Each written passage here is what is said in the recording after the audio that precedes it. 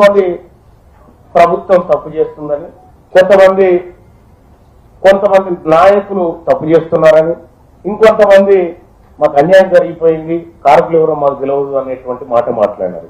ఈ కన్ఫ్యూజన్ అన్నిటితోటి ఇక్కడ కార్యక్రమం అయిపోయింది. కలెక్టర్ గారికి ఒక రిప్రజెంటేషన్ ఇస్తూ అందులో నేను ఒక పాయింట్ మెన్షన్ చేసిన, నాకు అర్థమైన కాడికి ఇది ఒక ముఠా నడుస్తా ఉంది. ఇక్కడ ఈ భూమాఫియా ఒక ముఠా నడుస్తా ఉంది.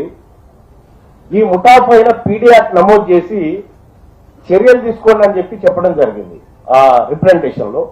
సేమ్ టైం అక్కడ బాధితులతో మాట్లాడొచ్చి వాళ్ళకు కూడా ఒక ప్రజాప్రతినిధిగా భరోసా ఇచ్చి, అమ్మ మీ భూములు ఎక్కడికి పోవు, ప్రభుత్వంతో మేము సీరియస్ గా ఫైట్ చేయడానికి సిద్ధంగా ఉన్నాం, మీ భూములు మీకు ఇస్తామని ఆ రోజు వాళ్ళందరూ కూడా చెప్పడం జరిగింది. అదే విధంగా ప్రభుత్వానికి రిప్రజెంట్ చేస్తాం. తీరా ఈ కార్యక్రమం అయిపోయింది, భోజనం చేద్దామని ఇక్కడ రామాలయం దగ్గర నేను మా జానయ్య గారు అందరం కలిసిపోయాం.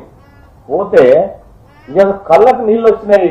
మంత్రి గారు, ఒక మహిళ అక్కడ వాచ్మెన్ గా పనిచేస్తా ఉంది.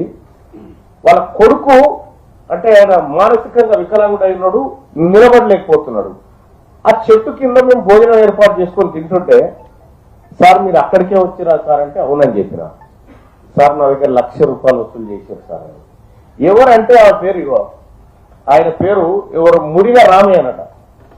మురిగ రామయ్య అంటే ఆయన ₹1,00,000 వసూలు చేసింది సార్, మోదుగు శైలజ దగ్గర వసూలు చేసింది సార్.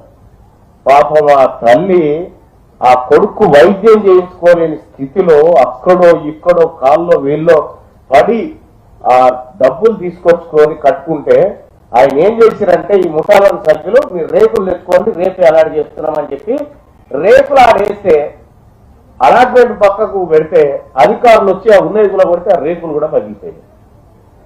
పాపం ఆ తల్లి ఫోన్ నెంబర్ లేదు నా దగ్గర, కానీ ఉంటే మాత్రం నేను గౌరవ మంత్రివర్యులకు చెప్తా ఉన్నా, ప్రత్యక్షంగా ఆమె గోస చూసినా ఆవిడ కూడా లాంటి ఇవ్వాల్సిందిగా మీ అందరినీ రిక్వెస్ట్ చేస్తా ఉన్నా.